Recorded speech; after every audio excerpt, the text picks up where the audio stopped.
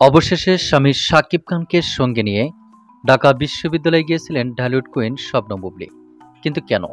তাই তার বিস্তারিত জানতে অবশ্যই ভিডিওটি না টেনে শুরু থেকে শেষ পর্যন্ত দেখে সঙ্গে থাকুন। প্রিয় দর্শক, সম্প্রতি ঢালিউড বিউটি কুইন খ্যাত অভিনেত্রী চিত্রনায়িকা শবনম ইয়াসমিন বুবলী আজ তার অফিসিয়াল ভেরিফাইড ফেসবুক পেজে বেশ কিছু স্থিরচিত্র আপলোড দিয়েছেন। ছবিগুলো আপলোড দেওয়ার সঙ্গে সঙ্গে নেট মাধ্যম সহ বিভিন্ন মাধ্যমে বেশ সাড়া ফেলেছে। ছবিগুলোতে চিত্রনায়িকা শবনম ইয়াসমিন বুবলীকে বেশ দূর দূরান্ত লোকেই দেখা যাচ্ছে। ছবিগুলো আপলোড দিয়ে বুবলী ক্যাপশনে লিখেছেন, ভীষণ প্রিয় জায়গা, প্রিয় ক্যাম্পাস, হ্যাশট্যাগ দিয়ে লিখেছেন ঢাকা ইউনিভার্সিটি।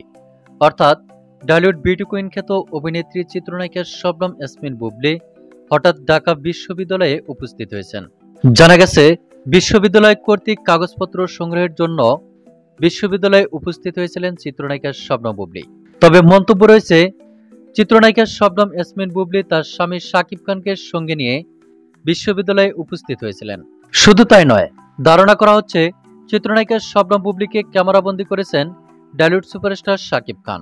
তো প্রিয় দর্শক, এ বিষয়ে আপনার কি মন্তব্য তা আপনার ধারণা মোতাবেক কমেন্ট করে জানিয়ে দিন নিচের কমেন্ট বক্সে। ধন্যবাদ পুরো ভিডিওটি উপভোগ করার জন্য।